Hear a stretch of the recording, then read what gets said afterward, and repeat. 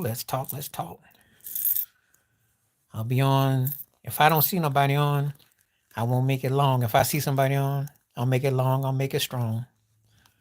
Obviously, everything's all about OJ Simpson. So let's talk. If you're on, I am live. I will be on for an hour and a half because I got to eat tonight. But I will definitely be on, you know. And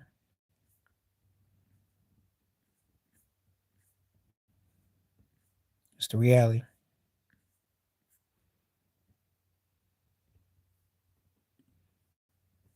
So just all really good.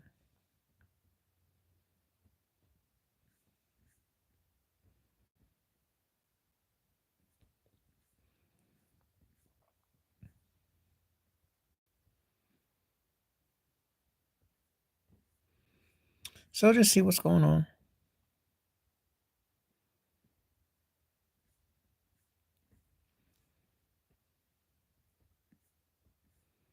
You know.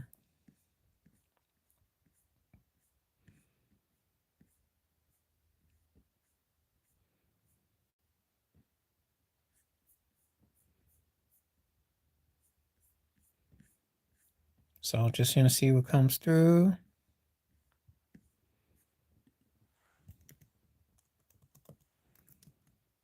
And see where we are.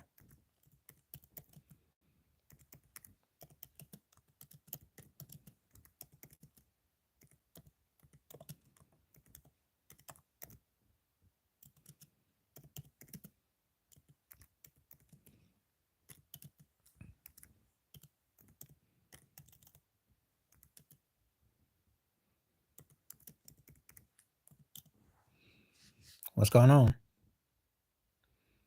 I rang? What you mean I rang? I just came on. I'm right here.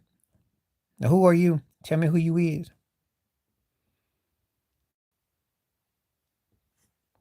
Howie.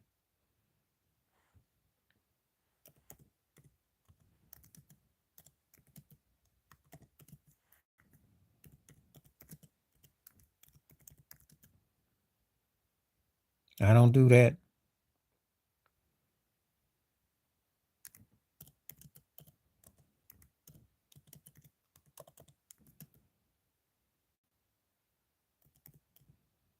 I don't know with all that.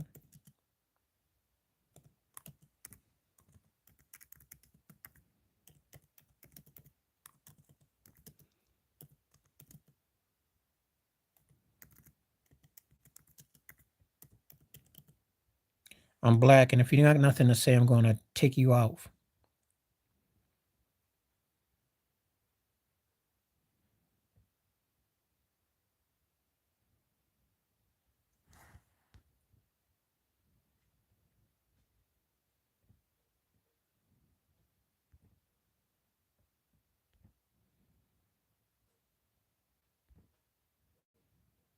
Now let's do this again.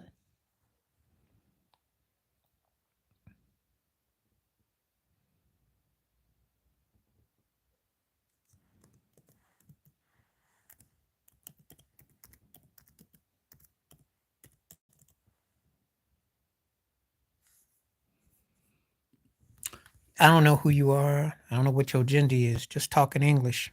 Don't be a troll. It's not becoming. Trolls don't last long.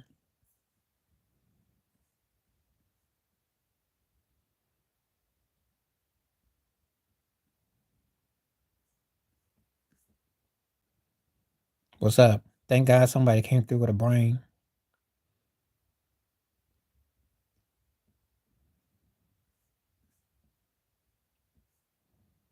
I know, I'm gonna get rid of it now. Thank you.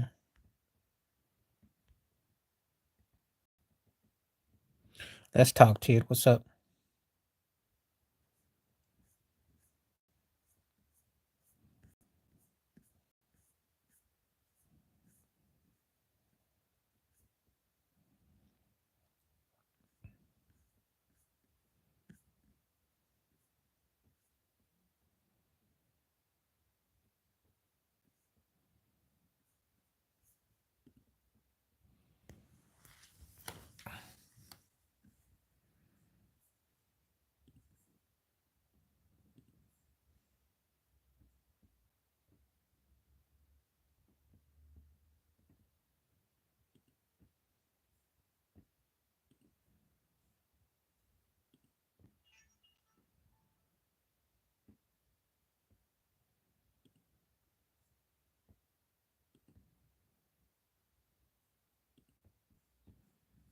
What's up? Let's talk.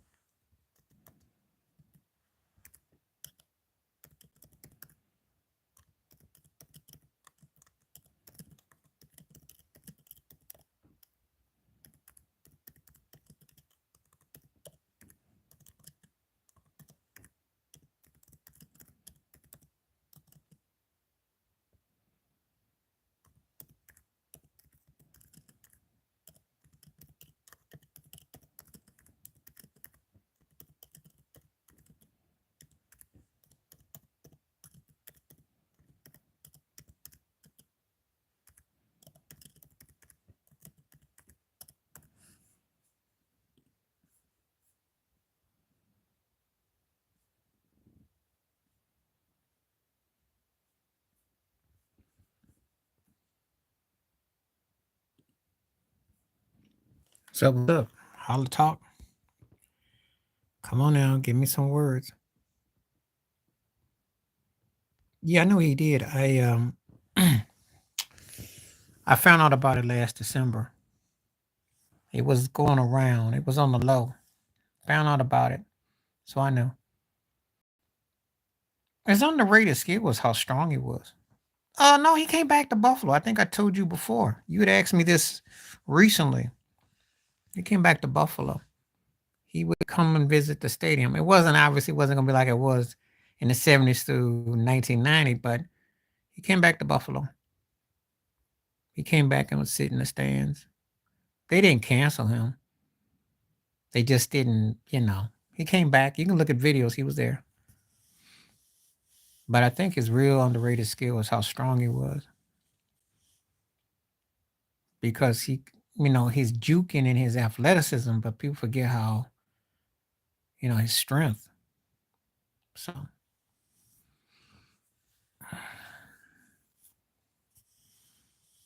you know, so I think that's what it was. They didn't cancel him, no.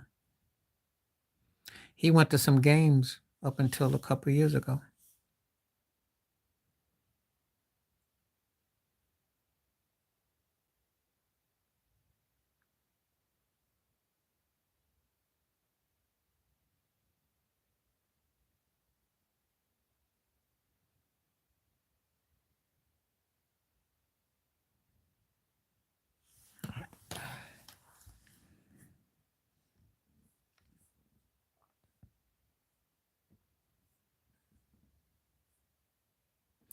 And Joe Ferguson was what I call, he was a Louisiana boy. Um, he second tierish at best. Ferguson had some moments. He wasn't, but the offensive line was the truth. The electric company was the truth. Had one of the greatest, you know. But no, he didn't really ever have a quarterback. Mm-mm. He was the offense, and one of the most feared players ever, one of the most dominant players ever. You can't really, you are kind of in a real strange era of age. You're old enough to remember when running backs were dominant in the NFL, but you also starting to be removed from when they mattered. You're in a strange time for you. You're in a very strange time because you came along watching football. Great, one of the best. You came along at a time period where running backs still mattered, but then at the same time, you didn't see in the last what? What? It's been, I want to say what? Who? Was it Adrian Peterson? Think about the last running back that really mattered in the NFL because they didn't ran them off so much that it's. I mean, I think that when what's his butt who got traded from the Rams to Atlanta, and that was mind blowing with that. And the running backs just don't really get much life no more. That's why Derrick Henry's like the rare breed. It's crazy. Yeah, Ty Gurley, that's it. And I was surprised when he got ran out of the LA to the Rams and he retired. Yeah, Mac is rare, but Derrick Henry is rarer. Derrick Henry is rarer because you talking about almost like some Earl Campbell type of thing. They don't run backs like that no more. McCaffrey gets to team up with Debo. Derrick Henry ain't teamed up with nobody. That's rarer. McCaffrey's rare and a white boy on top of that. But Derrick Henry is rarer.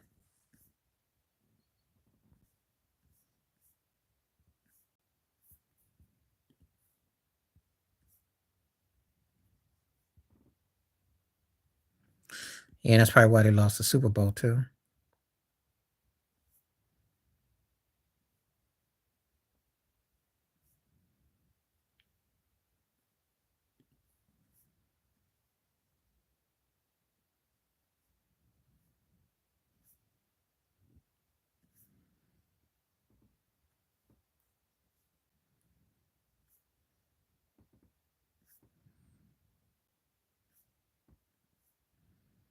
They couldn't stop him. But you see, this is where Mahomes is such a dominant quarterback. He took everybody out of what they like to do. That's how great he is. That's how great and potent what they got going on over there. So once we get past the Miami game, let's go to the Buffalo game, shall we? The Bills didn't play their brand of football. They got took out their game. Baltimore didn't play their brand of football, got took out their game. Frisco. And I don't know why Frisco didn't watch the tape of Baltimore, but they didn't. Lamar tried to be more slick and pass. Josh did too. How in the world did three straight teams not use bread and butter? Now, I don't think Buffalo was going to win, and I don't think Baltimore was going to win. But Frisco had a chance. But I'm telling you, that Mahomes pressure is real. I'm telling you, it's real. When the cat's got you left or right, you succumb. Yeah, I sat there and watched that video. Thanks. I sat there and watched him talking with JJ Redick, and JJ Redick's gonna like JJ Redick was Dwight Howard. Like JJ Redick was the equivalent to Dwight Howard. Well, yeah, you guys, like JJ Redick gonna give some sound advice. I'm like, first of all, he ain't your equal. He was on the other team. What does he care about what you don't have? How pathetic and embarrassing was this mess? And JJ Redick, you're not Dwight Howard. You weren't Turgaloo, even though Turgaloo was juicing. They find out Turgaloo was juicing up. Because when I saw Turgaloo in that series, what's up? When I saw Turgaloo in that series, I said, wait a minute. He flying in the air. I said, what's he on? I knew something right. I mean, Turgaloo was a decent role player, as you like to know. He was a role player.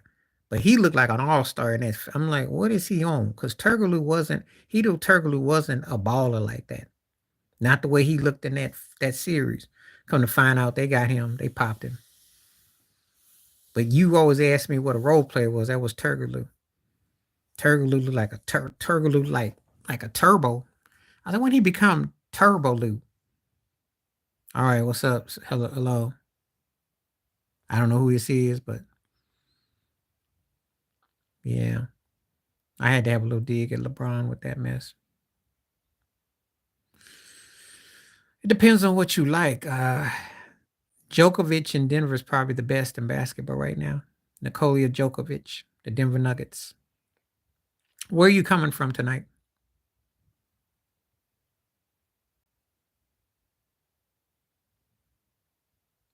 What's our opinions on Diddy?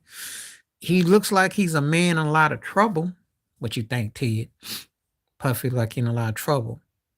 Like they bring in the feds, when they bring the federal agents on you. Yeah, he was pitiful, Ocho, and I had to go there because the Africans. I got another video I'm gonna do too. Yeah, he pretty much gonna, unless Puffy can work a deal out or sing something. It's gonna be tough to come off this, and I don't think he should necessarily be taken out for it because I do think that there's an angle to it, but I think that it's gonna be tough.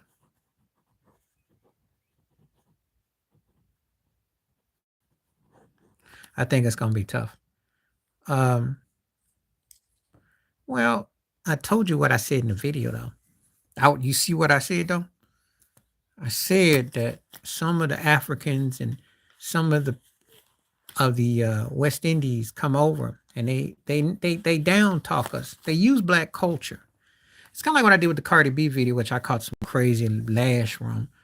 But they come over, they take on African American characteristics, and okay, I see what you're doing, and they get to like to speak on something that they didn't even really live through. Black experience in America is vastly different than the black experience other places because of the history. Okay, what's up? I believe it. I believe it. Hate to say it, Ted, but you're right. Yeah, you can. Amen on that. Because some of the Africans that I encounter in the streets, you thinking like you go, what's up? They look at you like, well, what are you doing, brother? What are you doing? They've been white cultured, some of them. There is a difference. There is a difference. And I am perplexed by it too, because I'm like, but you see, with all the invasion of Africa and with all the way people try to make stuff, people don't even know. Some people, like the cat that comes on here sometimes, asking, one asking the questions about my experiences in America and can't believe how we talk. Well, we tell it the way we see it. We don't sugarcoat. But yeah, Puffy's he's gonna have a big old climb unless they want him. No, no. I'm gonna tell you this about Puffy. There's a bigger front at work. No, I don't like the Lakers. There's a bigger tell you it does. There's a bigger front at work with Puffy. It's a network. He's just the puppet in the window. There's a bigger fish behind him. Yep. Their wake-up call gonna be more extreme. I like the Lakers back in the day. I like it when Shaq and Kobe were there. Magic, of course, Kareem, all that. I don't like this version of the Lakers at all. As a matter of fact, the last 10 years of the Lakers is deplorable basketball for me.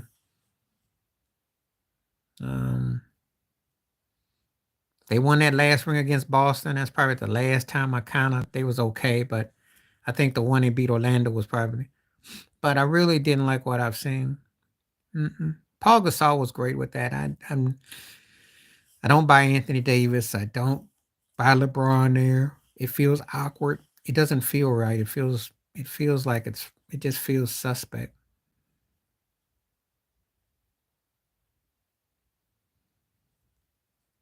So all depends on how you look at it.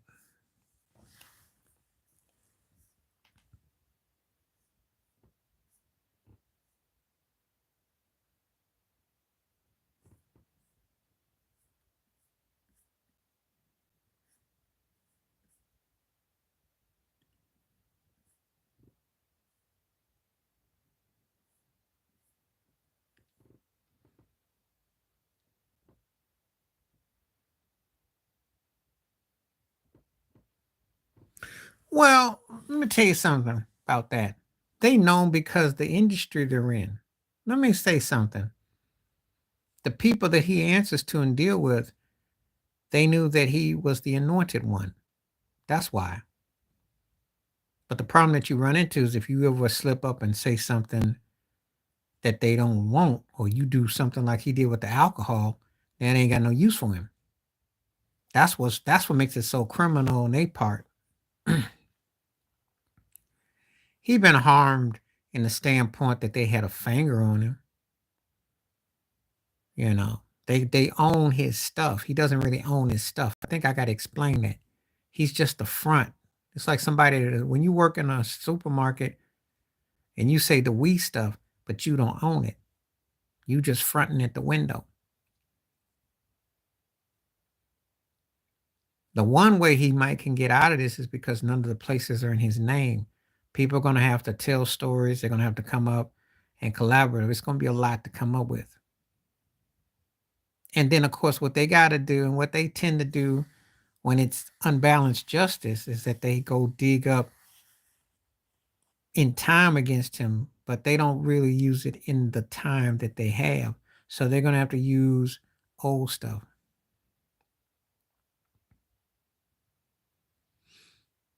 Yeah, but remember something. It's what the industry wanted, though, too.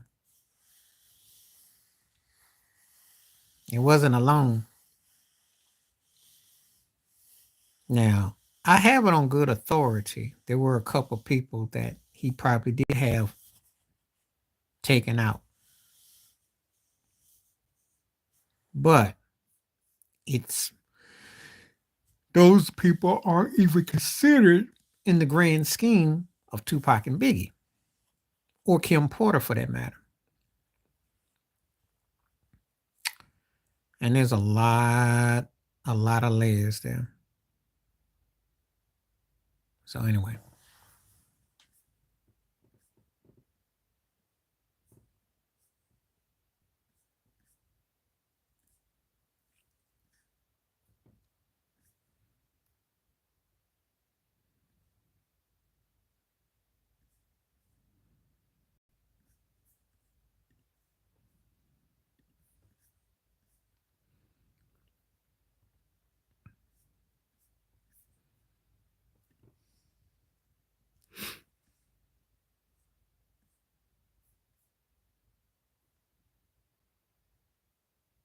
Clark had number 3. Oh, Caitlin? Well, yeah, I expect that. I expect that.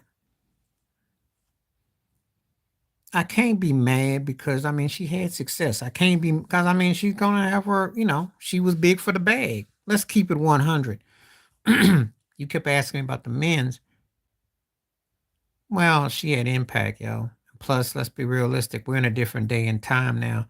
If you're getting paid open money and you're getting NIL, she's getting crazy bags. So it's not like she's not getting paid. So they have to do it because they have to. The school needs that. It's kind of business for business. They need that. Back in the day, she probably would have had to wait about 5 or 10 years later, but it's different era now. I mean, the money's different now. And you're getting paid in college and you just came off 18.7 million views. You're getting more views than men's. They got to do it, yo. They got to do it. They may not want to do it. They got to. Yeah. Well, regardless of how I feel about her overall game, I can't argue that. Money speaks, yo. She's money right now. She's hotter than a firecracker. So if she decides to mess with Ice Cube's Big Three, make a profit, and she can halfway play in the men's situation, oh yeah. Now, if she does that, then she won't come across looking like a borderline bigot. But for now, I kind of look at her like a pompous white girl. I got my little theories and feelings about her. But if she gets down with Cube and she can play, well, that ain't no big deal. That ain't no big deal because SNL ain't really, I mean, you can do it, but it's not like the end all, Sorry.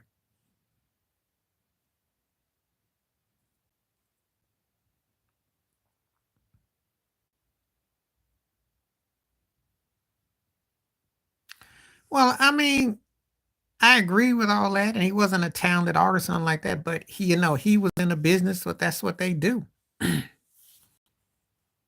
you know. And I'm not. I'm kind of like I'm one of those kind of people. I'm kind of numb because the guy's been around 30 plus years. Okay, and I kind of don't like how they do this. Much as I didn't like what happened with Jonathan Majors, at least him being younger, and they said we're done with you, almost. That's one thing.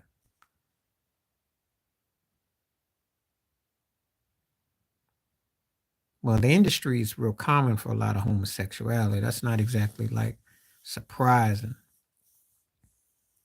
I mean, let's be realistic. He ain't the greatest of nothing. He don't write, he don't produce, he don't sing, he don't read rap. So what did he do? You know? And he did something that Clive Davis gave him that kind of money to start up Bad Boy. He got to do community service, but they took the moral series out of him. They won't let him do, Ted to tell you too. He won't be doing the making the kind of money. Yeah, I know that, but they still took away his livelihood. Died, made one of the songs, Biggie died. You know, problem with Jonathan Majors though is that they really out to take him out, and it wasn't that serious.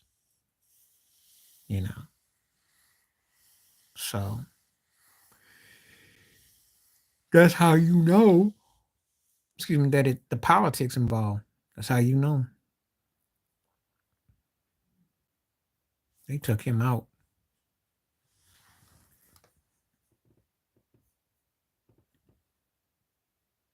It don't. Yeah, but they took him out though. That's all.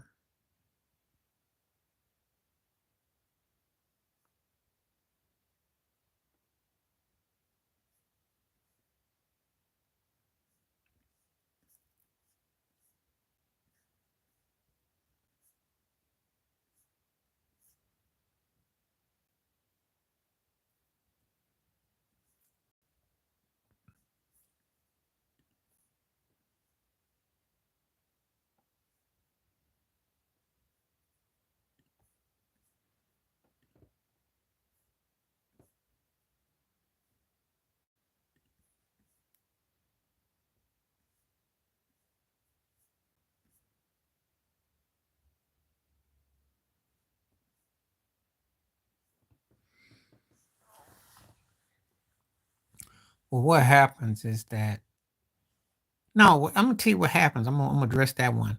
Let's do which we want to do. Candace Owens dash. Which one you do? I'll tell you what happens. Or oh God, Amasa, what's her name? Oh, Amosa. You know what I'm talking about. That was on the Apprentice with Trump. Omarosa. What happens? Yeah. What happens is uh not quite what you said. What happens is that they get that, oh, I thought we were good together, boss. And then boss goes, I never said I was gonna give you nothing. Well, boss, I thought that because you see, they always fall for the thinking that they gonna get somehow be partners. That's what messes them up. And the fakery of that you are a partner is this delusion. That's the one that messes them up. I thought we was partners, boss. That's what happened. So Omarosa, just like Owens, thought Trump and them were gonna be all get this delusion like they're gonna be working together. That's what Tim Scott's trying to push. We're a team. We're a team. Whatever boss says, we're a team. And then when they get the wake up call that, hey, yeah, it's not that they mess up or they get arrogant. It's that they get this false sense of inclusion. That's the what messes them up. All of these stories is the same. No, they're arrogant and because they bop in the head like OJ did, and they think, oh, well, boss loves me and I'm in. It's that sense of when someone like Trump says, oh, no, I'm good. Our business is done. We're good. And then they're stuck like, I thought you loved me, boss. I thought you wanted me, boss. I thought I was the best one for you, boss. It says, I never said all that. I'm good. Our business is done. I will pay you. I'll call George and cut you a couple checks and have a nice day. That's what happens. So when they ain't no longer needed, then they go off and cry and walk around their head between their tail talking about I was fooled and I was manipulated. That's what Candace Owens is doing now. That's all. That's what ends up happening. You shuffling and bucking.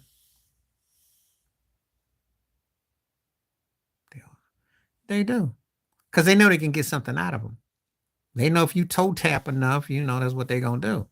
And they let you play that game until they ain't got no use for you. But see, this delusion that you part of inclusion is the problem. But Massa ain't never told you Get the copyright out here. Let me sign you. I'm gonna do the math. So here we go. See my pen right here? Got my pen. Okay, now you sign your name underneath Massa, and I'm gonna cut you in as a partner. This is funny, like you think that you gonna be working together. That's the part that cracks me up. I'm not shocked about Billy D. He come from an era. There's some people that think like that. I'm not saying you're gonna come across a lot of 80, 90-year-olds that's gonna say what he said, but there's some that think like that.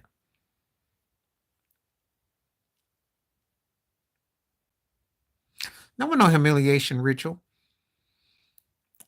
He, you see, he's talking like an actor, and so that part, I get what he was trying to convey because he's thinking in terms of the arts.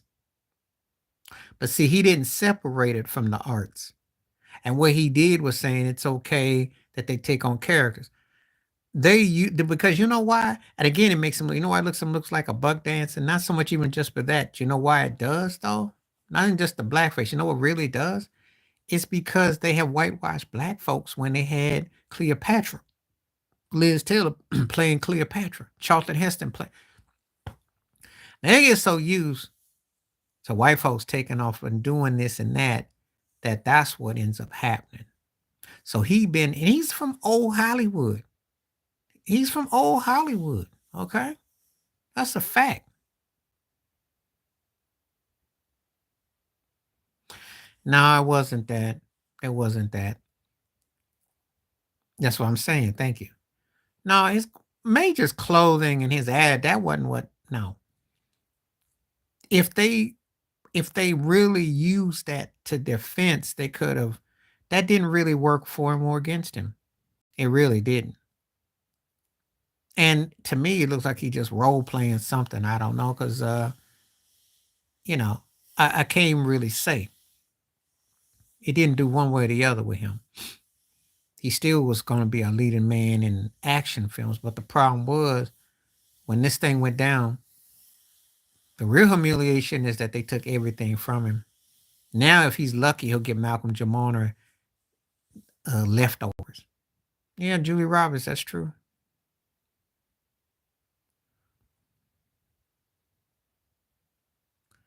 Because they want to emasculate them, and plus, it's also something that they do.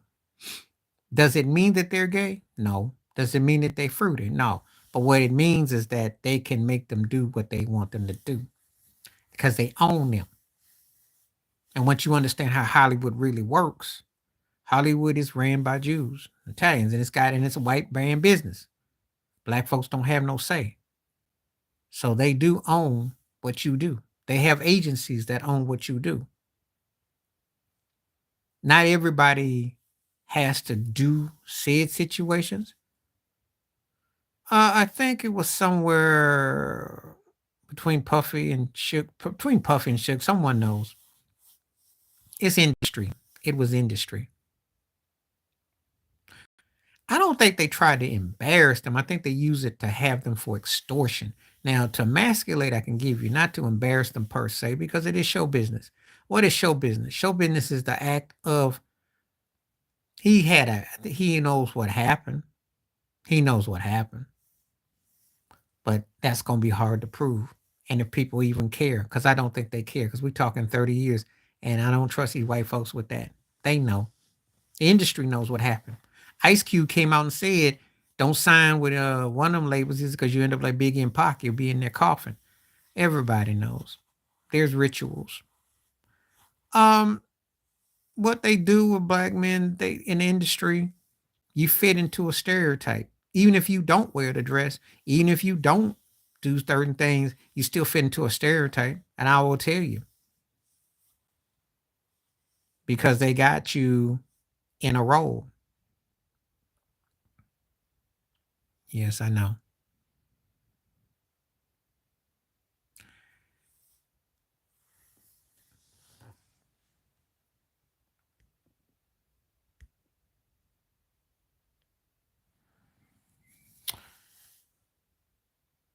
Thank you, Ted. Thank you. That's exactly where I was going with that. He got whipped on as a slave, and then he had to play a crooked cop. Okay. Think about how long he's been around. Think about how many movies they could have been nominated. They picked those two. That's how they do you. They have everybody typecast. Or if you're a black actor, you got to play everybody that you can be, or black woman. Chadwick Boseman had to play everybody black man. Angela Bassett had to play every black woman. Yeah, he says one more thing. I'm gonna have to definitely hit his clipping. I'm not arguing with it, but you got to make a point about what you're trying to say. I have no problem with people. Well, Roots was in at that time. At that time, Roots was.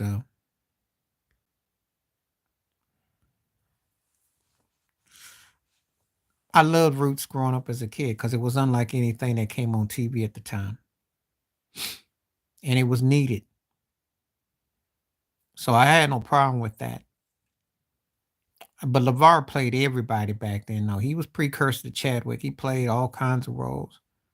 Again, you know, but he never sold his soul. I never felt that about LeVar. Mm-mm. I watched everything he did. Yeah, that wasn't quite groundbreaking for a black man to do that. You know, so it's he's been very meticulous with what he takes. But like I tell you all the time, that plantation is real. People just don't want to talk about it. That's real. Eddie Murphy, Martin Lawrence, all of them. Yeah, very, very. Think about it. You played a groundbreaker on a TV miniseries.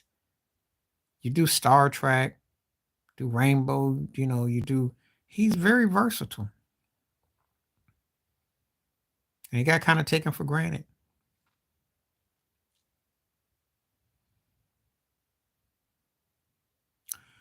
I wouldn't do it, but that wouldn't make you gay, and it wouldn't make you, and I don't look. I'm gonna say it like this: I don't look. For instance, Flip Wilson did it, and I never felt anything when Flip Wilson did it because Flip Wilson created a character. Flip Wilson was doing pre-Medea, Tyler Perry, 50 years before, but Flip Wilson also spoke out against the industry.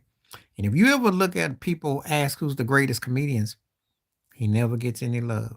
Think about it. Look up Flip Wilson and get back to me. Richard Pryor had to do it. He did it to make ends meet. No, it doesn't make him free.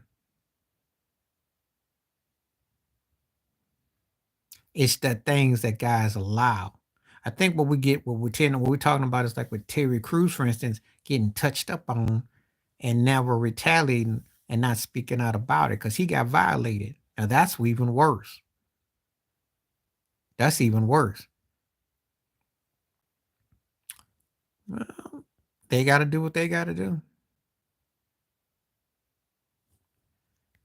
Now, there's a difference between acting fruity and then partaking. And Jamie Foxx's story is a bit off with the whole situation because I don't know. And The Rock is already crying and trying to slurp up. So I don't know. Something's off.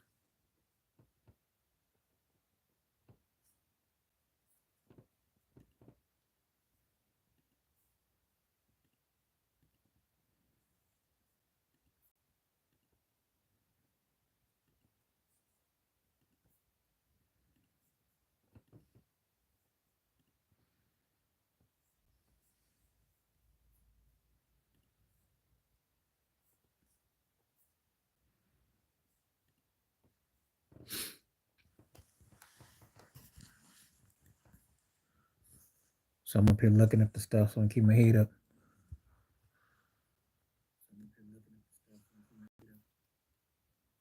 Anyway. Yeah, Robin Williams played characters. But see, when white dudes play characters, they don't get held to the same accountability. And they don't get held to the same sexual Reality is black characters too. That's the difference. Milton Berle was wearing dresses and stuff. But see, when white dudes, and they used to didn't say nothing about when black actors did it. It wasn't until recently that people said something. Ironic thing, more rappers have been wearing dresses and skirts and stuff. And it's funny how it's changed. Yeah, I watched all these movies. Yeah, Moscow and the Hudson. Mm-hmm.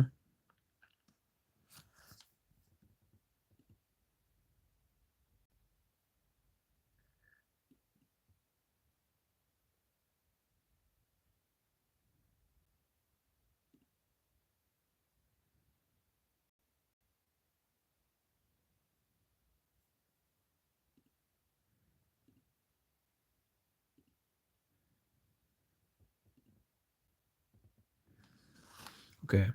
Got this thing real quick. Okay. Robin Williams was very talented dude. I mean, I like certain things that he did.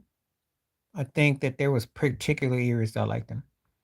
Um, Meek Mill, Cass was painting nails, but you know what really got me disturbed with him was more about when he was bunny hopping with that billionaire. That was the one that kind of got me like, uh-oh, because he was hopping. Billionaire said, hop, hop. It's on YouTube. You type it in, he's up there hopping on the tennis court. I was like, okay, okay. But he hangs out with Robert Kraft all the time, so go figure. I don't know. I'm gonna tell you something. A lot of these cats do something strange, but they'll say they're not gay. So go figure. Yeah, you saw that video. I was like, he up there doing like he Bugs Bunny. What's up, Doc? I was like, what in the world? Uh,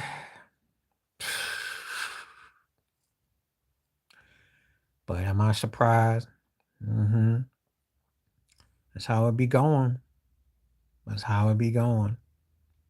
People don't be understanding that that's just the tip of the iceberg. That's why the casting couch has men and women on it. And then that dude will still say he ain't gay. So I don't know. He sure was. Well, you got to be drugged up with all that you got to do. You do. Because these cats go through some extremes. Like they say, doing something strange for the change. I kid you not. I ain't lying. Strange stuff. You know.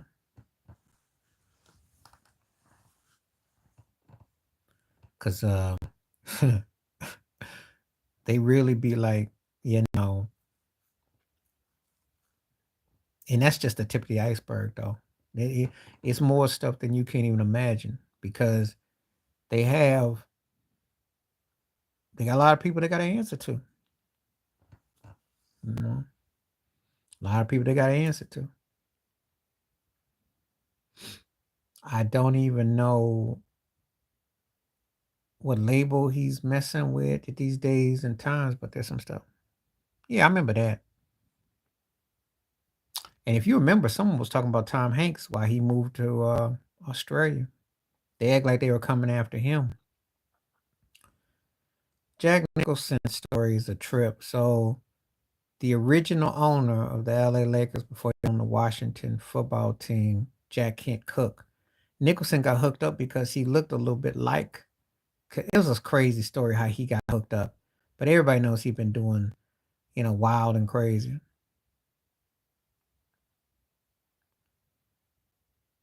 Yeah, she was drunk during ET. Ted's right. She was drunk. She was hanging out, and Spielberg knew everything too. He's another one of those you got to keep your eyes on.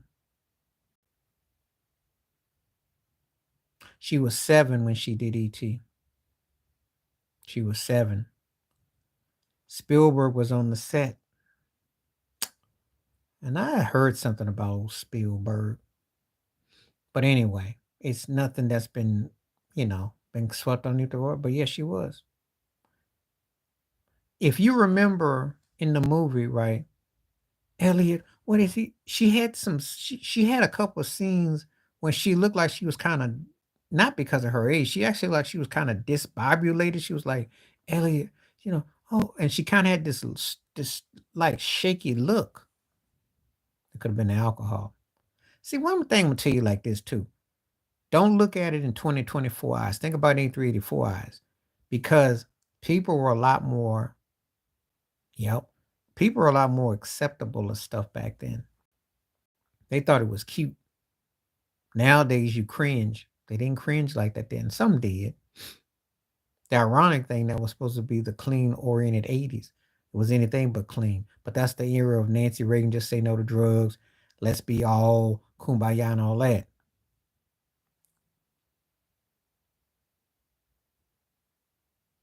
So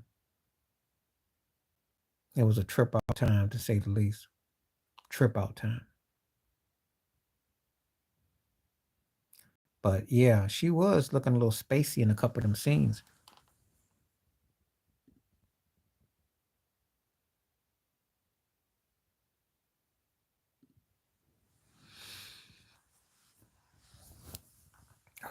Had to make some adjustments.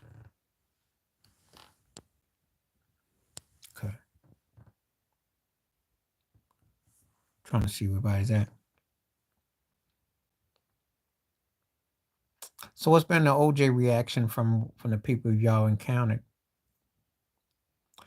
Yeah, one of those kind of talents that I think that had she been harnessed more, could have probably made more of a career. But you can tell she really went all serious about it because she went into doing the TV show.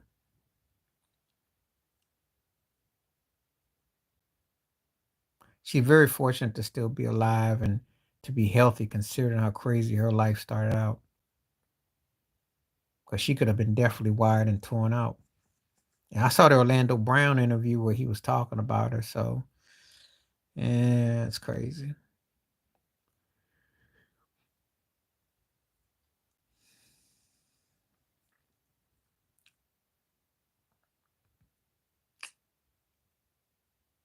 So,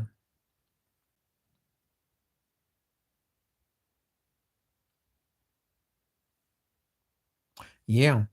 Or they're either in a nutty ward or they ran out the business because, again, she survived. He died. You didn't hear the news? That's one of the things we were talking about before you got here. It's all over the news.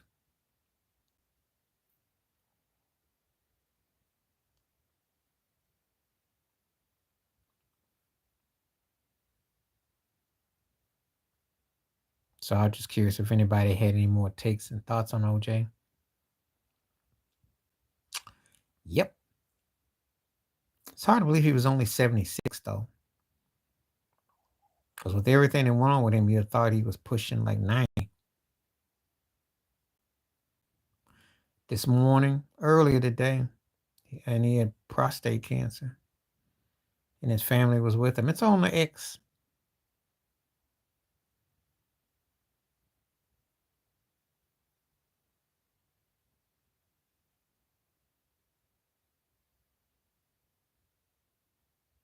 I think over time, believe it or not, he was relatively close with his kids and family. He was family oriented. He was family oriented.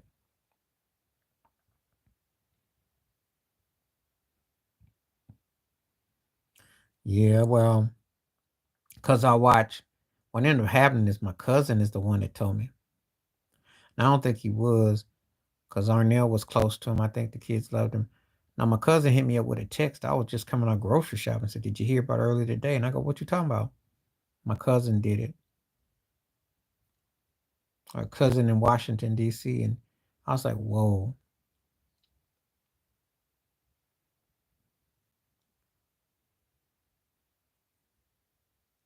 They said it was actually yesterday when he passed, though. So,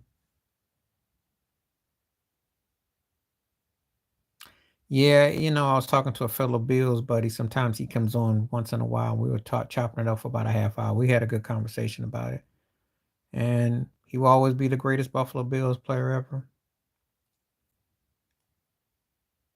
And he was charismatic. I mean, he was one of a kind. I can't, I, you know, this is the thing. before Sugar Ray Leonard, before Michael Jordan. I can name on the Tiger Woods, Serena. And especially black crossover. When I'm talking about crossover to the endorsements, the marketing, he was the one. Eddie Robinson did a thing on ESPN, had this special, and Eddie Robinson, Gramblin's coach, was giving OJ look because he was the crossover dude. He made indoor product pitchman. It's a different type of situation. Death is a finality. What happens on the field and losing someone. And I'm sure there's a split amongst Bill's nation. I'm sure of it. But I know what he meant to the place. I know what he was. And I can separate the two, even though I still say not guilty. And I will always say that. But I can separate the two. I can understand some people being reserved within reasoning, but to people to wish death on somebody or be cold and hearted, I no. That's one of the reasons why the country and people are distant or where they are, because there's a lot of hate and built-in frustrating stuff that should not be there. You don't have to like him, and you could have thought he was guilty of something, but you don't wish death on nobody. You don't wish evil and wrong. I don't understand that logic. And when this live stream goes out, I'm addressing those haters and those people because you just don't do that.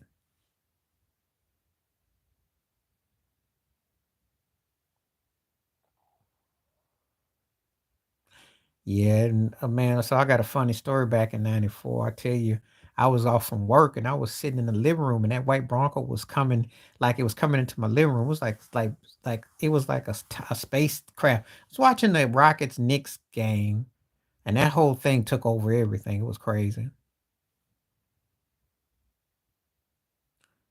Well, the Bills got no one to blame but themselves. What did Whitlock say?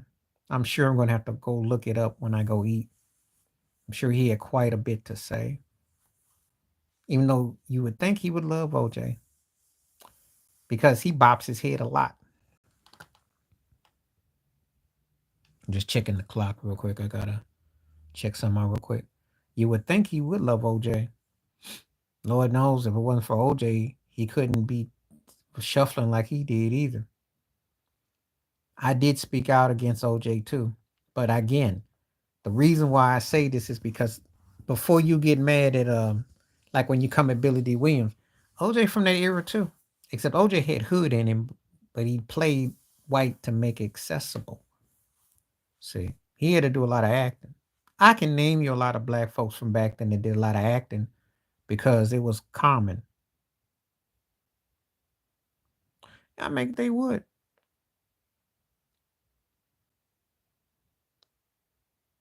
Even if I thought he did it or something, I don't make light of no one's death.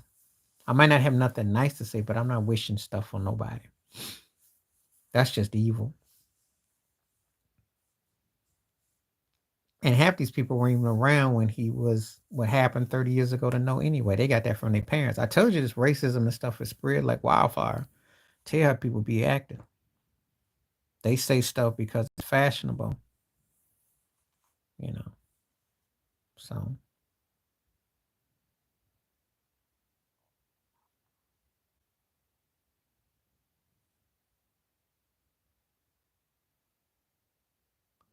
he did. Well, he was in as much as because I remember something.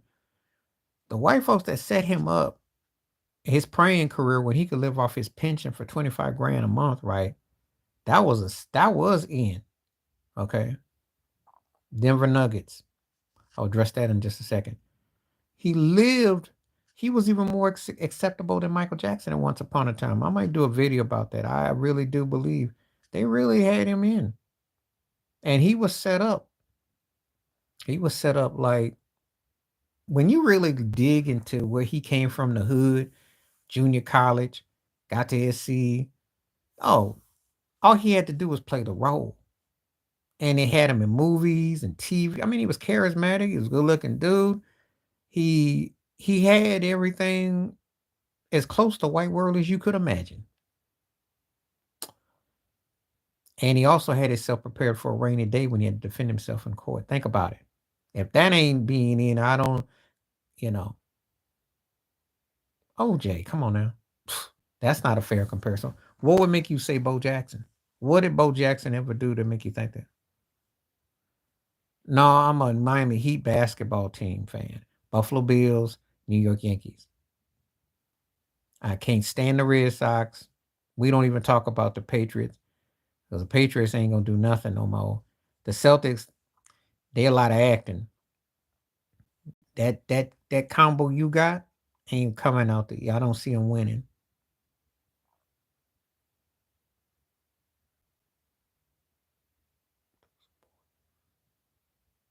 He was big like a cultural phenomenon for what we call a window. Well, you know that he gonna tear that butt up. So Ted, this the thing. He was big for a moment, right? Probably had a chance to rival Jordan and Dion, but he got hurt. And then after he got hurt, it just went down. He was never as big as OJ. Now, if you're talking about athletic prowess, they had a moment, and he had commercials and endorsements, but he didn't live. He didn't have it sustain it long enough to even really get to that point. We'll never know. His was a short window, but to put it to OJ context, no, no, no. You'd have to pretty much combine Muhammad Ali, Reggie Jackson, and Dr. J to get to OJ level. And I don't think them three combined. Ali probably, but you could to understand how big OJ was. He had endorsements. He had magazines. He had covers. He had crossed over. He had movies. He hosted show. I mean, he had crossed over. He was big. Bo wasn't that big, not like that.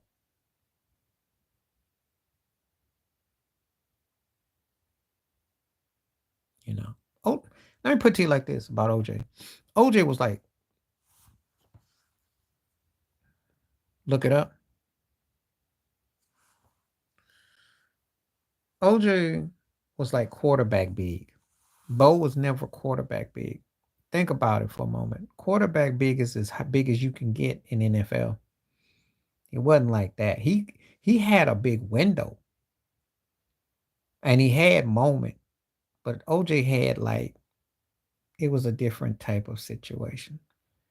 You know, can't really even compare it. And the thing about with Bo is that when he got hurt, Dion got bigger, and then Dion actually mirrors more close to OJ in a way because he was big. Prime time was big, but it didn't even get quite the OJ level because he really didn't start to get real commercials. To actually, he did them corny commercials with Nick Saban. I mean, like I'm gonna tell you like this: the quarterbacks are the ones that had OJ level. No running back after. Not Emmett, not Walter Payton. This is gonna be our new topic now. The more in, this the new topic. Jeter, Jeter, yo. He was endorsed by Jordan. He was macking all them women, and it didn't work against him. He was winning in New York. And you know what it comes down to, Ted? Location, location, location. Where was he playing? New York. Where was Griffey at? Seattle. That's what it comes down to, man. Now that is all about location. And when you talk in location, you talking about the 90s, peak and prime. Griffey Jr. was the better player. That's not for discussion. But Jeter won big. He came up big, and he was in New York. Now argue away. Feel free.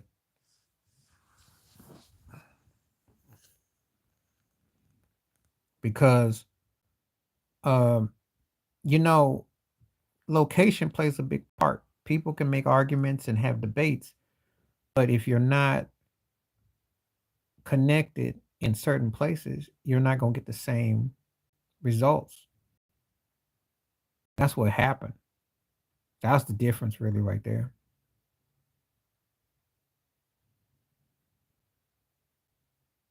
If Griffey Jr. had played in New York or LA, you know, it does make a difference, especially then. See, and when I say that to you, is like this, like how um, Adam Silver's trying to promote like they got parity. The NFL promotes parity. They promoting parity, right? Back then, you played in a big market. When did we really start to acknowledge teams that weren't in a big market? NBA, when was it? Somehow Steph and them got over. Yeah, rest in peace. Thank you. How you doing now? Good to see you.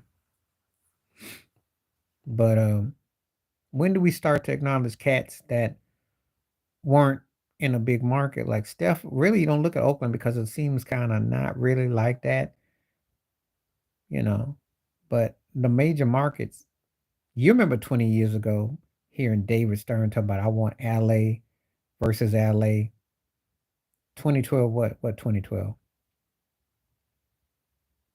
About 2012. The Heat won. That's a big market.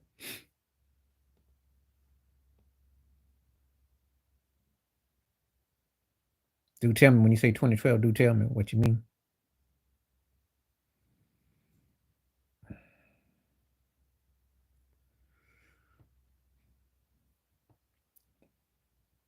I need to know what that means.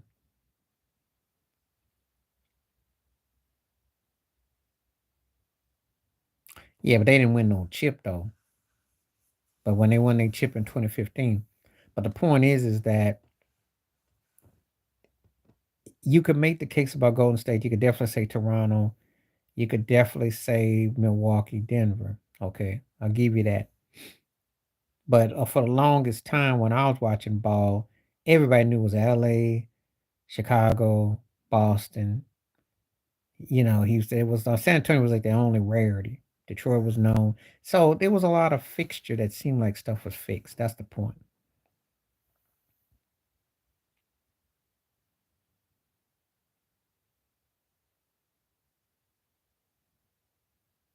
Yeah.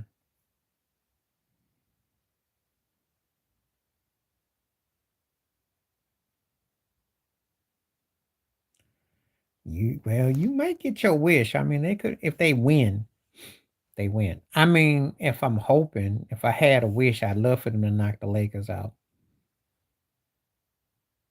I wouldn't even mind if they knock Phoenix out too. Because I'm tired of LeBron and I am tired of Durant, if I'm honest. I do like watching Steph play, but then again, if they don't make it, I won't lose no sleep either because I can't stand Draymond. And they've been funny time.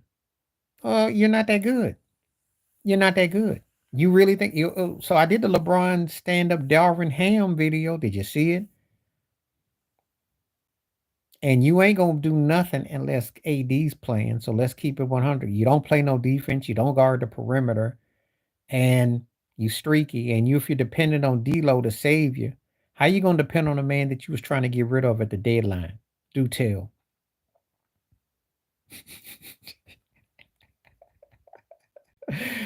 Oh, I like Igor Smith. That's hilarious. He is older now. He be looking for the refs to bail his butt out. He be crying and frailing.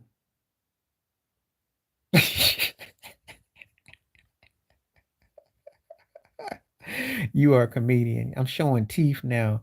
You need to start with the jokes, man. I'm going to have to call Shannon Sharp, get you on the couch because you telling some funny ones now. Rue, the same man that had that ball go through his ear, like, phew, he didn't see that pass that Steph through because it almost knocked his earlobe off. Really? Okay. Is that what we dealing with now? Rue's going to save you? Please. I mean, personally, I wouldn't even care if the Lakers, Golden State, and Phoenix didn't make it personally because I think that we got enough of the new that we can move on. Hey, that was enough of a play because that the people act like Steph Curry can't play no point guard. No, I'm glad that one play showed he can play point guard. He threw a spot on back cut pass. And where was your defense at? Don't even run zones properly. Where's Austin Reeves at? Where they at? What kind of zone you playing? How you lose Clay Thompson? How you lose a backdoor back cutter? How? They're a perimeter team. They're not supposed to get you napping like that. You got young, fresh legs and bodies. You mean to tell me you don't? LeBron didn't make no passes like that.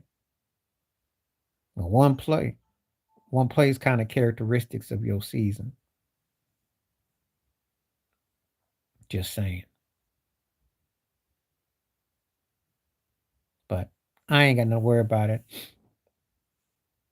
If you get to the free throw line,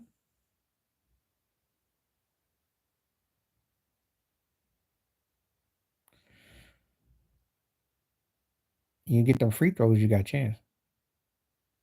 The West is gonna win the finals this year. Ain't nothing in the East.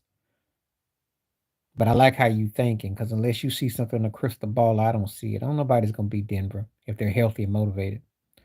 Yeah, I'll tell you this, G. Smith. Only because OKC is young and Minnesota depends on Cat. Thank you so much, G. Smith. Thank you. How the heck does a 8th to 10th seed team get so many free throws when they're not a physical team? And on top of that, they're not imposing their will. Do tell. I mean, I don't get it. Maybe it's not for me to get. I know what I think, though. Looks like a fix to me, though.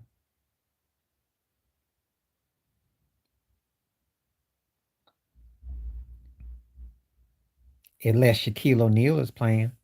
And last I checked, Shaquille O'Neal is a commentator. Shaq ain't played basketball since what?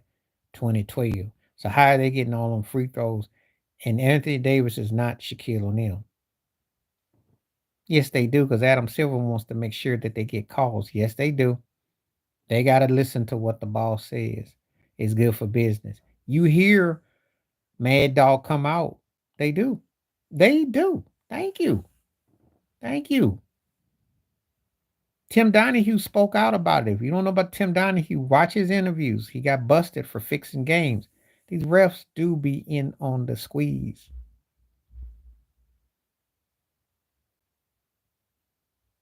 They be in on the squeeze.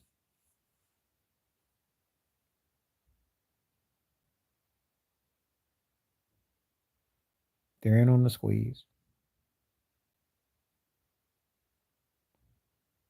Yeah.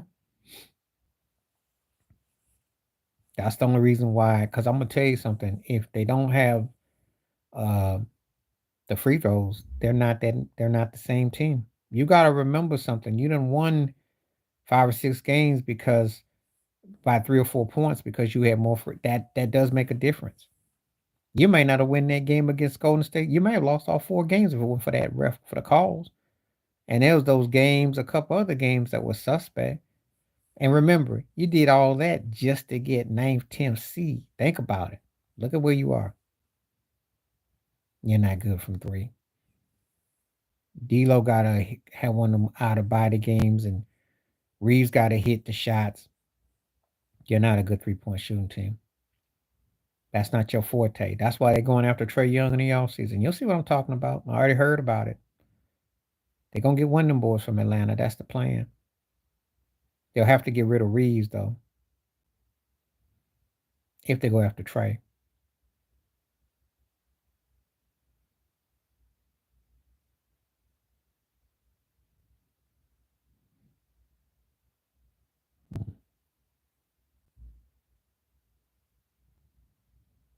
We'll see.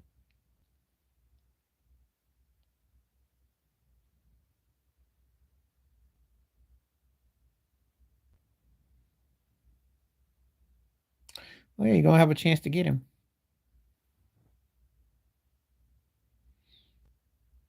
If Trae Young went to San Antonio, that would be sick too. I don't know.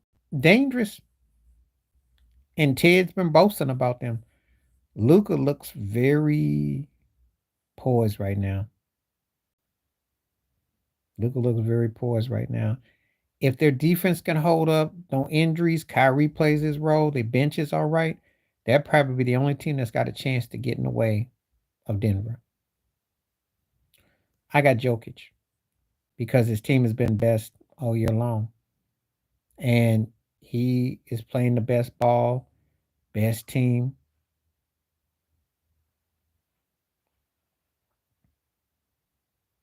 That could be a sick lineup. I didn't hear anything about Sockham coming over, but that could be a sick lineup though. They still need to get some more bench people.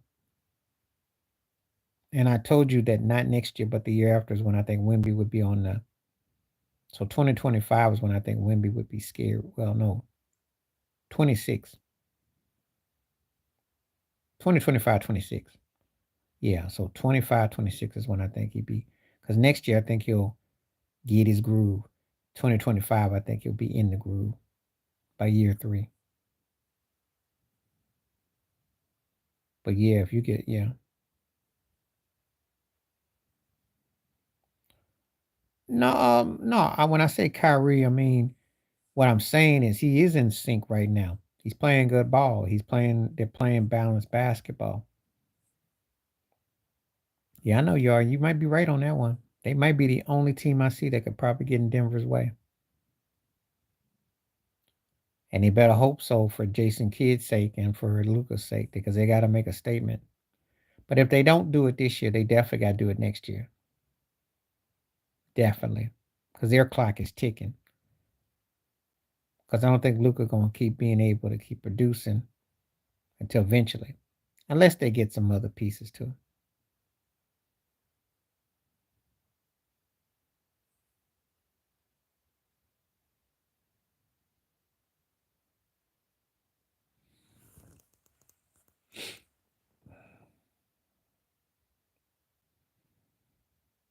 So we'll see what goes up. Check out some real quick. Okay. Check some real quick. See what the comments are.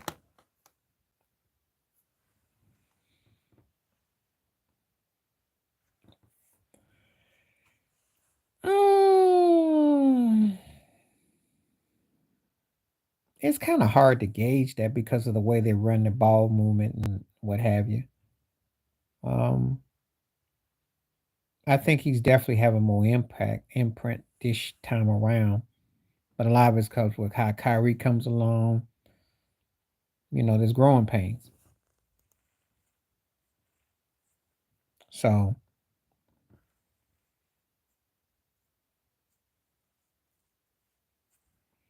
you know,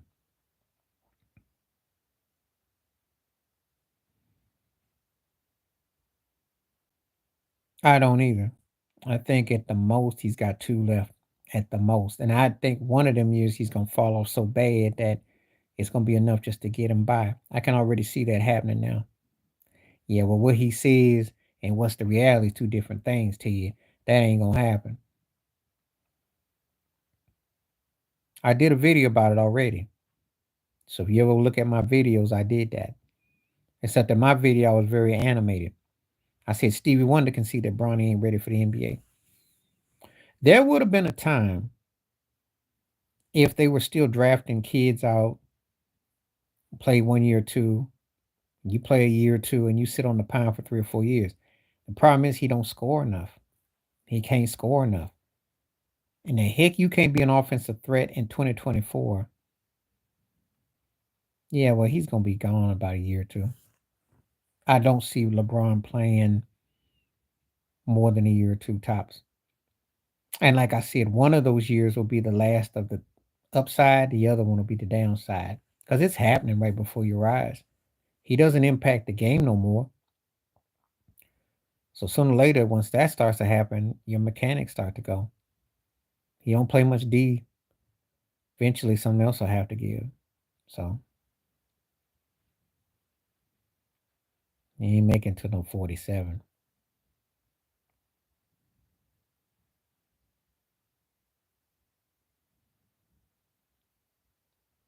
The only way he make it to 47 if he play half, 5, 6 years. But to be a starter, no. No. He'll get cooked. And no one wants to see that. That ain't gonna happen. That ain't gonna happen. That ain't gonna happen.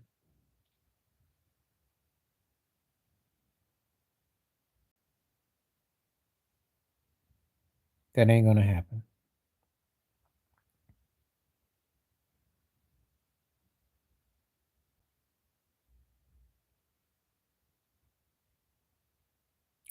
Yeah, because his body's giving out on him.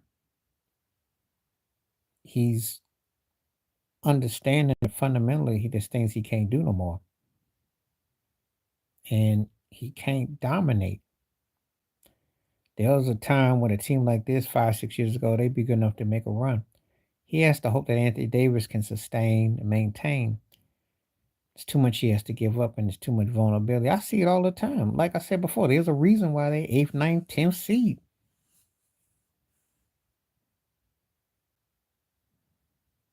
I hope not. I hope you're wrong. I don't want nothing bad to happen to him. However, I don't know.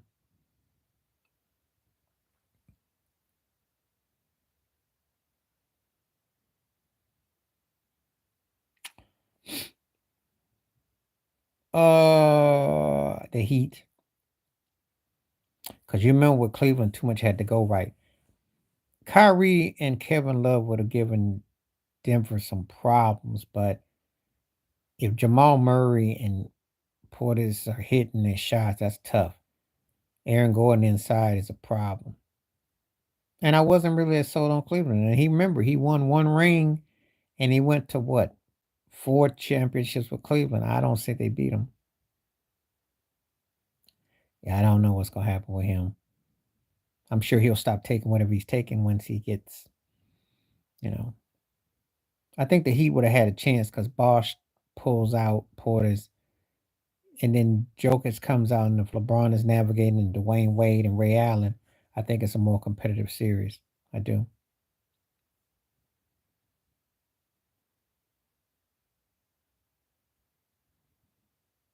That's a good question too.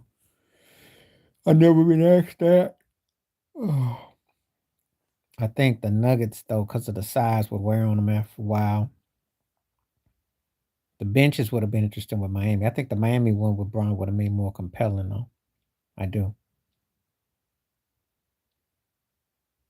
I just don't think Cleveland would have had enough to stack against them.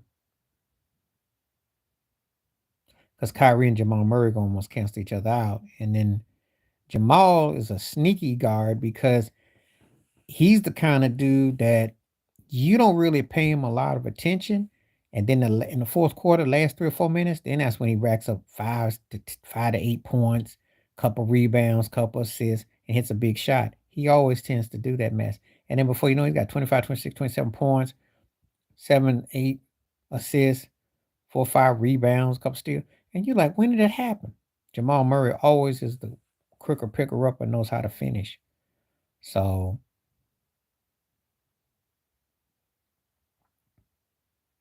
yeah, I know. And I get so tired. I know I did my take on him and JJ Redick talking about the '09 team, and I clowned him on that. They're not supposed to be stacked on the bench. Your behind got to do more than score 8 points. JJ Barrera was locking you up. Always got excuses. I was mad at Dwayne Wade because he could have really done something more in that series. He was the best player on the Heat that series. But they messed they lost respect for me when they went after Dirk and clowned him being sick. Dirk bust they behind. And Dirk let him know. Jason Kidd was a problem. Pager was a problem. JJ Barrera was a problem. They out hustled him. Jason Terry problem. They got out hustled. So that's what happened in that series. They got out hustled. They got outplayed. He always tries to downplay stuff, but he just wasn't ready for it. He wasn't ready for it. He felt he had to be the bad guy, the villain. Well, Kid was always one of those guys that you just appreciated. So I ain't got a problem with it either. I mean, I got respect for Kid.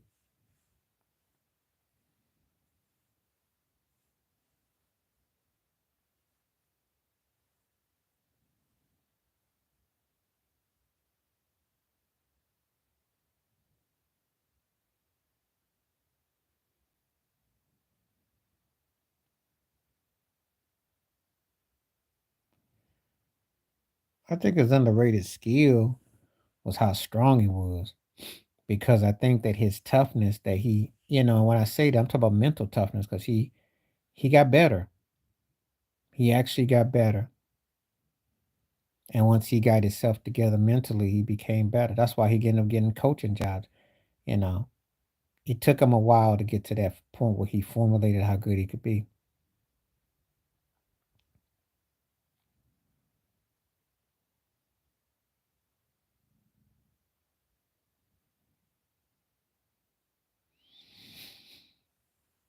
Mm.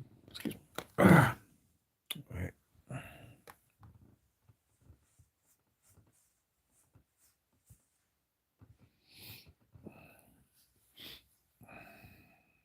But like I said before, I got much respect for Kid,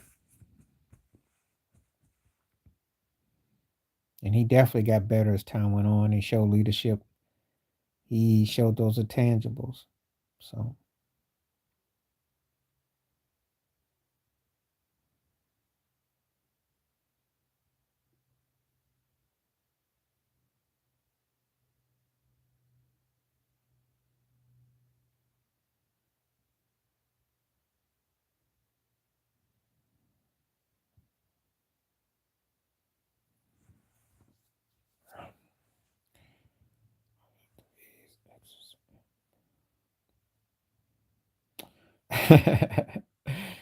there is no adult content. What happened was I worked a long time ago with a former coworker of mine.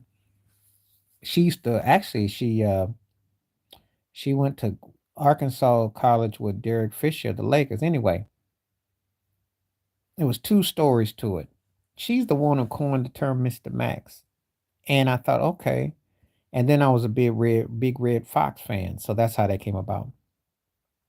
So it's just kind of it's coincidence. It's nothing now. It was a tribute because what she said and also Red Fox. That's all. And I thought it makes for, you know, that's all. She used to always walk around and say Mr. Max. And then I like Red Fox, so I thought about the exes. That's all. Yeah. It's something that I never get asked about. But those two are the ones that's the way it came about. Good question though. So you've been paying attention.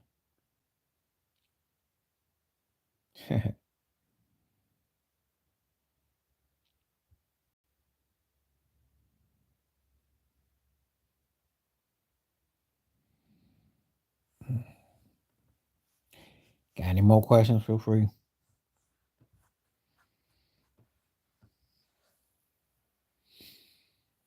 Cause let's see what we talk about.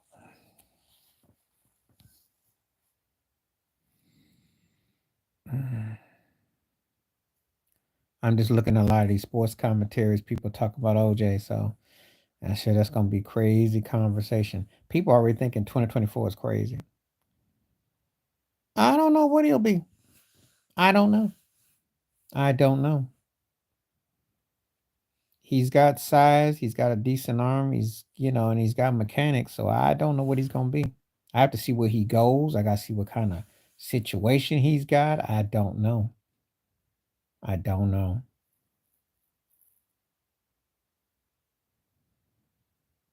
Well, how I still watch that sort of thing, but when I did, which was a long time ago, was Vanessa Del Rio. But that was a lifetime ago. I expect Doug Gottlieb to do that. I expect that. I saw what Skip was cordial and he balanced it. You know, I expect that, and I'm sure. What's his butt? Jim Rome will too. Quite sure of it. You know,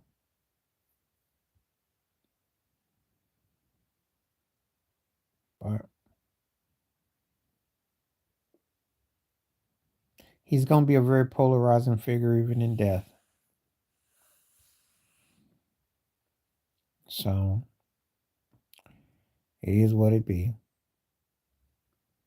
You're gonna have people that's gonna hate,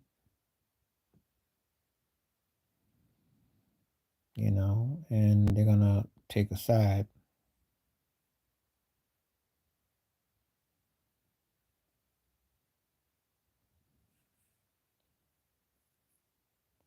A whole lot of people that's got something to say about him. And like I said before, I ain't say people gotta like him, and they get tired to their opinions. Of course I do. Tchaikovsky, Beethoven, who was black by the way, Mozart, Brahms. Of course I do. Black classical composers too. As a matter of fact, oh God, I can't think of his name now. He was the equivalent to Mozart too.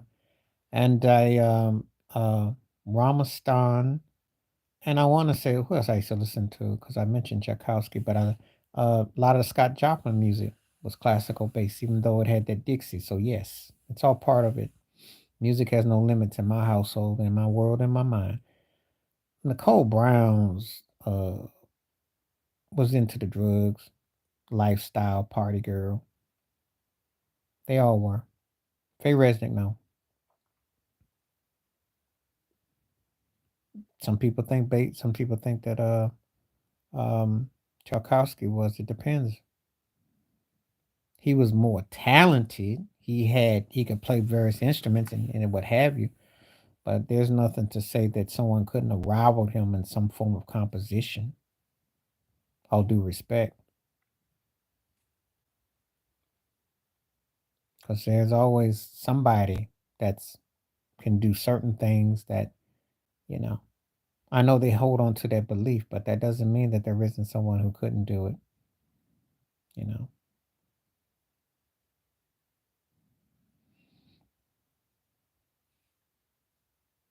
But like I said with OJ, you're entitled to what you want. I just have a problem with people wishing death on people. That's all I say. That to me is spooky, evil, and demonic. You don't have to like him. You can think he did it. But to wish death on someone, I got a problem with that. There's a fine line I draw. Even if it's Jeffrey Dahmer, even most evilest people, you know, I just have a problem with that.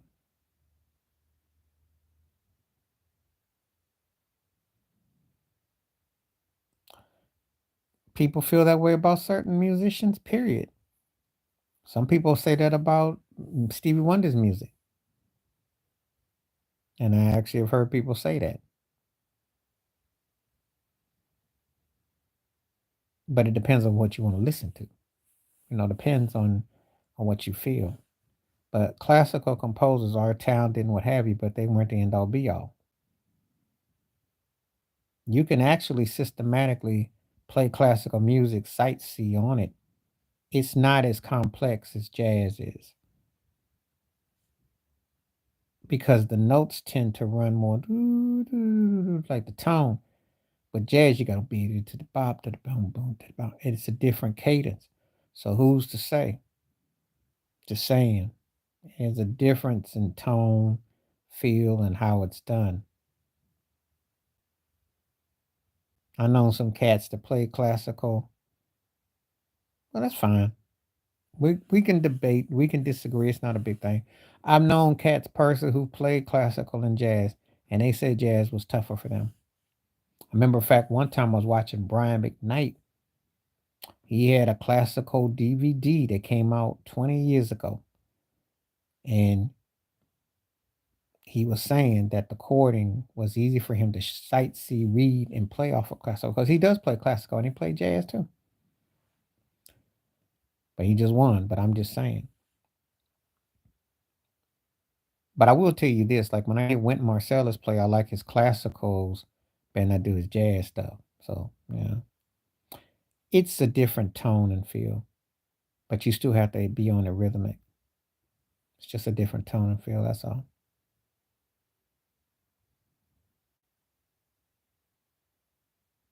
It is tougher because you're playing in parts blues, and then you're trying to swing it into a groove, and yet you're still trying to keep it melodic and tight. So it's like airbrushing but you still got to get the paint and you got to make sure that it finds a spot and you got to make it clear and make it shine, but yet you got to make it kind of splash too. It's got to be it's got to be kind of abstract. That's one of the things about it, has an abstract vibe about it, but it works cohesively.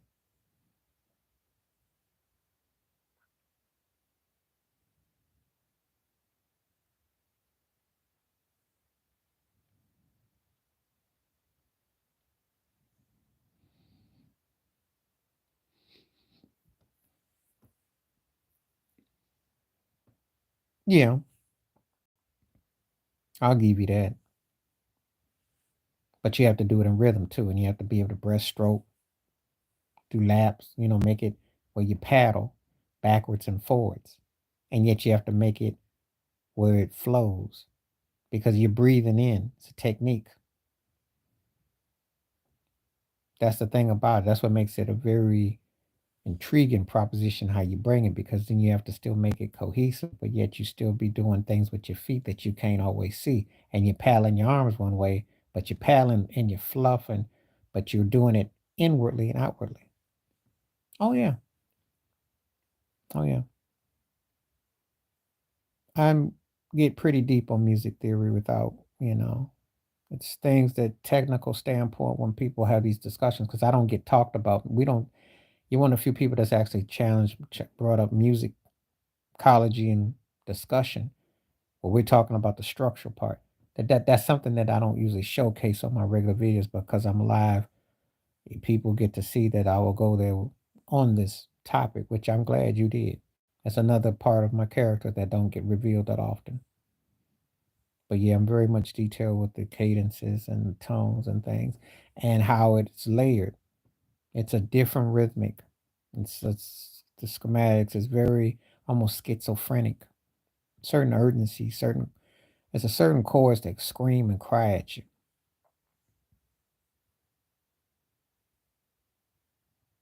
That's why it's hard to, when people say who's the best trumpet player, this or that. Because Clifford Brown was like one of the most distinctive trumpet players because he played so direct and precise. Miles Davis skipped notes, but yet Miles had this, the way he engaged it was like a painter, had that off tilt and gave it space and silence, which was effective for a painting. So, in other words, to break it down in English, there's no one way. They all have their tone and their feel.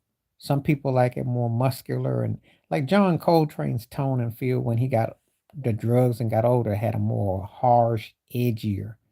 Whereas when he was with Miles, he was smooth coming into his own. Just like Pharoah Sanders. It depends on what you're looking for. It's like when I listen to piano players who were band leaders. I knew Duke Ellington from Count Basie, as I knew Earl Gardner. I knew Tatum, Oscar Peterson. You just hear different keys and tones. Cats could play the songs, the execution was different. That's how you used to separate the two. That's how you knew who was what. And it's like that in R&B and popular music too. When people used to have their own chord discretions and tones, it's the way they approach their instrument. That's a lost art. And you forget about it nowadays. You don't ask nobody to come out and come over the chord progression. When you're playing music, if you're an artist, you'll know that. Yeah, Chopin. Yeah, it happens. And I'm very impressed that you're classical based. That's pretty impressive. I don't come across a lot of people that talk about music, especially classical, but I'm talking about talking about music from a conceptual. Because even if I'm talking popular music, they can't even really have a dialect about talking about the structural and how they can pinpoint what makes so and so distinctive with their writing. That's like when I talk about the Beatles being able to write, bridges, and that's what made Lionel Richie so effective writing the bridges. There's certain tones and things that you look for what makes composers distinctive. So, you know, but it's like that in all forms of popular music.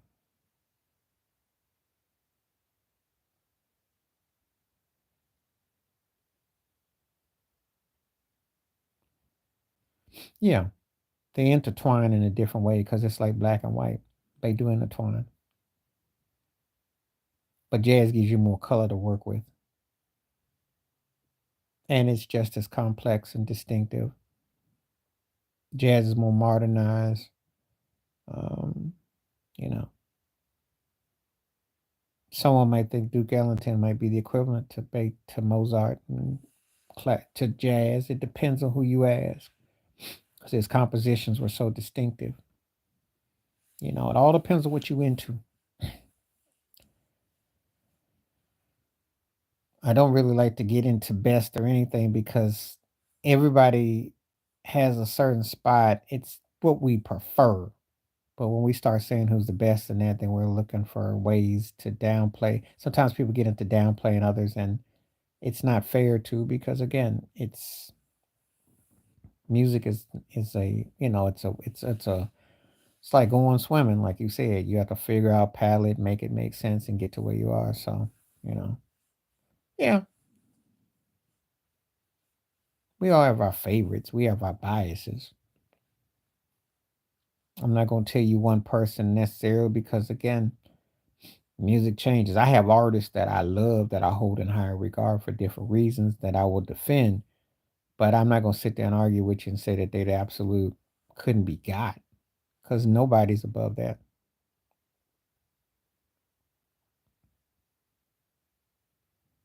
Well, you said Prodigy. Okay, I never hear anyone say, okay. Yeah, we all have our favorites. Like Rakim is probably my favorite, or LL Cool J, because of the longevity and the styles and the flows. But it's hard to say who I think is the best because there's so much that has happened in the language, and of course, the MC game is not the same as it once was. It's a different game, and what I mean by that is that the cadences is not the same. People don't operate under the same arguments of what they want their rappers to be. If I use the '80s method for rapping, nobody is that today going to see that because they're rapping now from a commercialized perspective.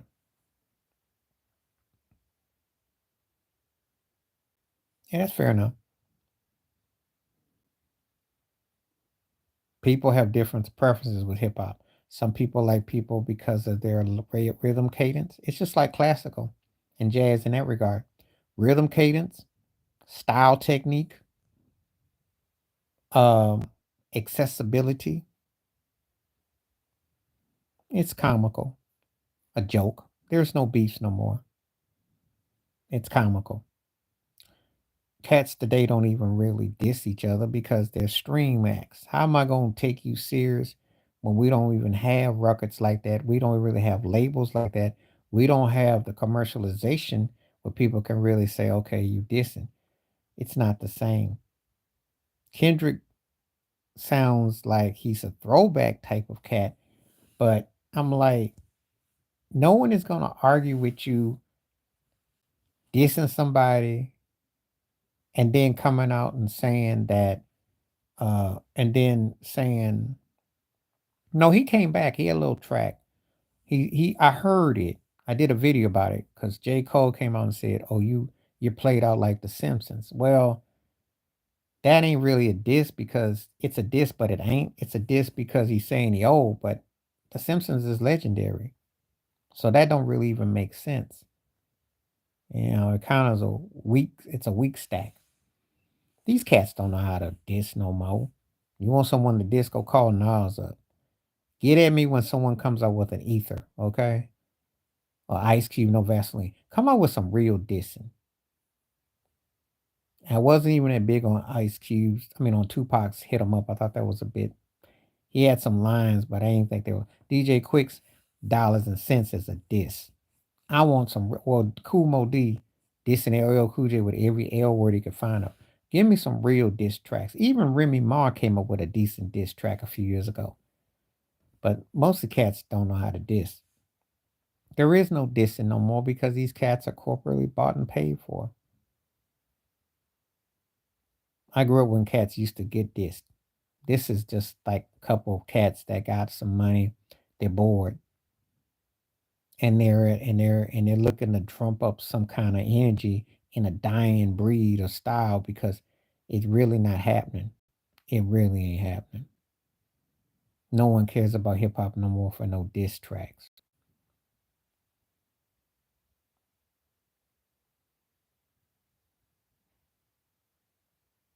Well, it's because he talked about Kendrick's transitional on or something. That's why. It didn't really go over that strongly. It was a weak rap.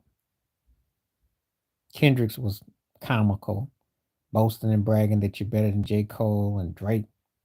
Really? I mean, really? What you agree with, Ted? I mean, I thought the premise of it was just a waste of time.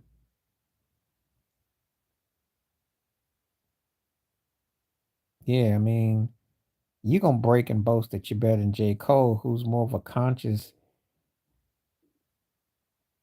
mm, and Drake's a commercialized rapper. So what's your point, Kendrick?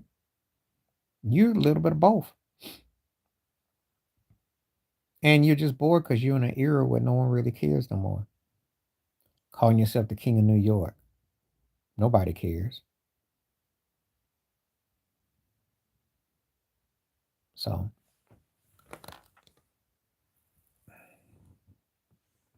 no, I like him. I like him. I just don't like his antics. I think they're cheap. I like him. I think he got a, for his era, he's good. I like King Kunta. I like some stuff he's done. K Dot had some moments I like, but I don't feel that he merits this, you know.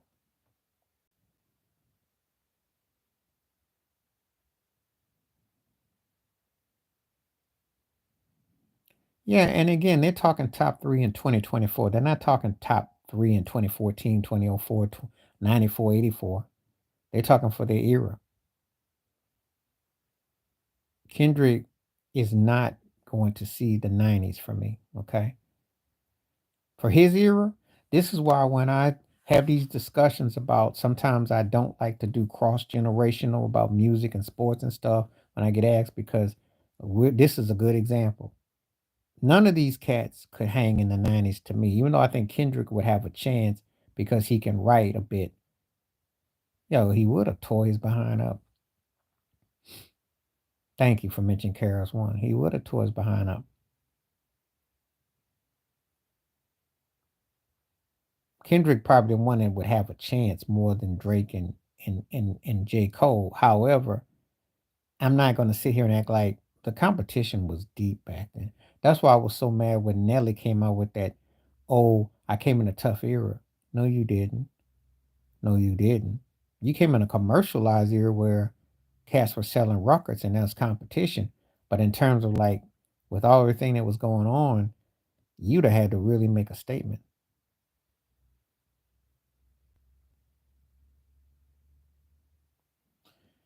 Back in the day, they would. No one want to hear Method Man singing about him now, but back in the day, yeah, they would have.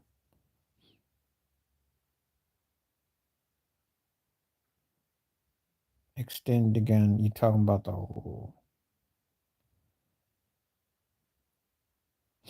no, nothing about that. Nelly, no, he was commercialized. I mean, the problem is he'd be like a Junior Whopper LL Cool J. That's basically what it would have been like.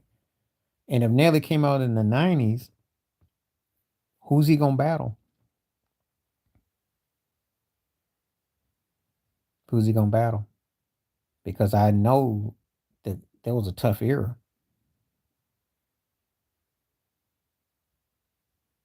And I remember Domino was big in the 90s. He was from St. Louis, but he tried to act like he was West Coast. So what was Nelly gonna battle? So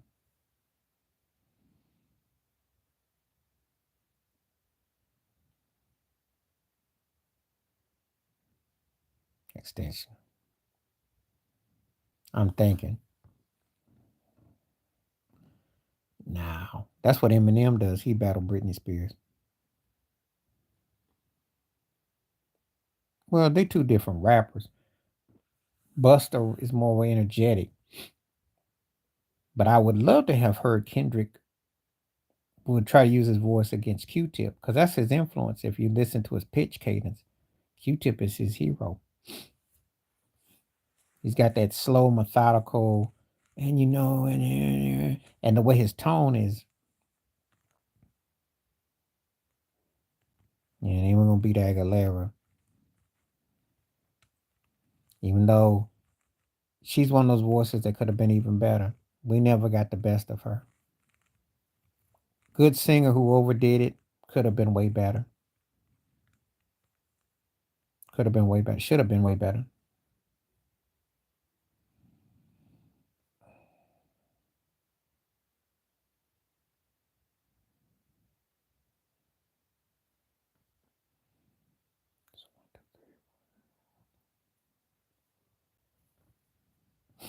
Probably. I don't know. It's just that it was a different era. And all jokes aside, it's not fair to compare because you flew around. Yeah, I saw something about it. They're making a movie about everybody. Of course, everybody's waiting on Michael Jackson movie next year. That's the one that's gonna get the most buzz. Amy could be interesting if done right, but everybody don't merit a movie. So I'm just saying, everybody don't merit a movie, and that is embarrassing. That's some coonery, but that's what people want. That's what they want. I saw the preview of it and I just thought, oh, this is atrocious. Mike Tyson? Nobody gonna waste no time with that. Tyson is a compelling figure, but that's not gonna work. He's still compelling as he is. He'd have to be gone for you to really put that in perspective.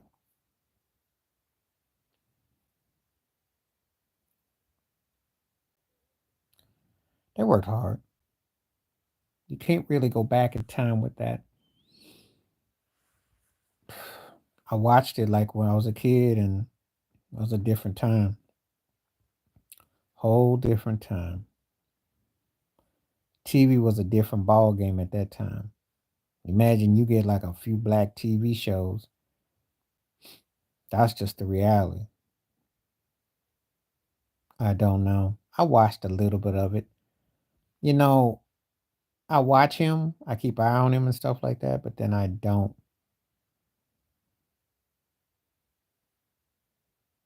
So sometimes it's intriguing. Sometimes I have to give Mike a miss. It all depends. I watched a little bit of it though.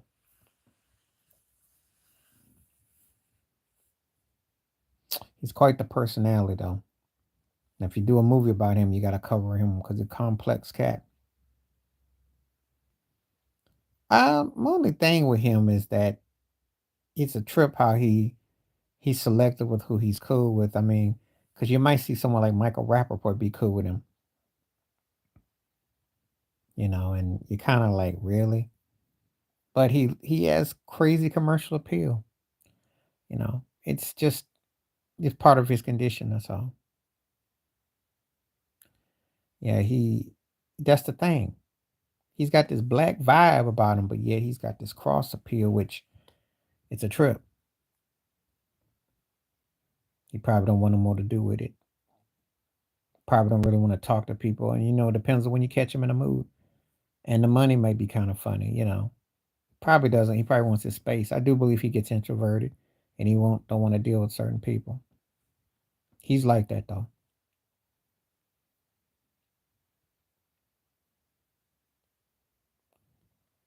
Well, that's a New York thing, and Tyson is very New York. Along with whatever you think, he's very New York. So I just said that as a kind of a part that I could see him with something like that would kind of catch you off guard.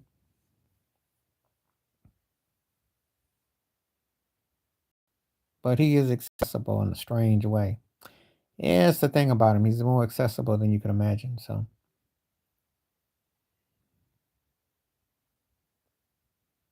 You know, so I don't know. I'm just saying. I got a couple minutes before I roll because I gotta go eat, and we've been on here for almost 2. Now there is no worship. I like his, he was a great fighter, charismatic, strong brute, had a certain, and that time came and went. And then to see him come back, live his life, still be alive is a great testimony to him. When all things considered, what he's been through, because less a man would have been gone. So I give him credit. But I understand he's an entertainer, he's an athlete, you know, he wears his flaws openly, he's wore his pain openly, so but no, ain't no worship with nobody. Them days is long gone. And let's just say anyway, I know too much about nobody in Hollywood, no one alive or dead that I wanna now. No. Well, it's because they're living off that world that he created, that facade. I mean, from 86 through 89, he was unstoppable as a fighter. But they somehow live off that window. But he's no longer that guy. If he was still that guy, he wouldn't be with us. So they need to get over that. That guy went away a long time ago. And after the Buster Douglas fight and onward, you've seen him more in a humble going on with his life. So, you know, not saying that you not admire his greatness for what it was, because at one time he was one of the most feared fighters ever and one of the biggest sports personalities ever. But that day is long gone. That dude is never coming back. And he wouldn't want to, because that guy was headed for self-destruction. I'm just glad that he's still alive and that he has a healthy family and he's got his loved ones and he's got his, because that was a very reckless rise. Okay. Appreciate you. Well, I'm glad that you stayed because we touched on a lot of topics, and I'm coming back tomorrow more than likely. And I like to talk about different topics. I do my videos. Those are different from the live stream. Live stream, we talk about whatever, which I don't always do when I do, because it's a different entity, as you understand, because I got more time. There's a lot of ways to go, but I enjoyed this conversation. I'm glad you came through big time because just going into classical, going to hip hop, going to about sports. Yeah, we don't ain't no stuffiness up here. I keep it real mellow. We can talk about different topics, and we free flow. And before you know it, sometimes because I got to go eat, but hour or two goes by fast because we just vibing. That's all. It's a straight vibe. It's just straight like barbershop, chopping it up on the block. Ain't no sweating. Ain't nobody acting high and mighty. We just keeping it 100. So, I'm glad you came through. As long as people don't be trolling and say stupid off the wall stuff and offensive, I got no problem with talking long. As long as I get good feedback and commentary. So that's all I ask for. I don't push no gun in nobody's head. I don't go into no other agendas. But I like to have where we have good contact and feedback because it makes it healthy and it makes it worth the while. People don't come and don't say nothing or they just kind of, so that's all I got to say about that. So, yeah, no doubt. But I definitely appreciate you coming through. I will be back tomorrow, God willing. Everything's all good. Prayers and thoughts. And I always tell everybody to stay safe, stay warm, stay healthy. Take care of yourself and looking forward to it. And I appreciate all the questions, all the feedback, and it was a real one tonight. So I'm gonna definitely sign on off on this right now.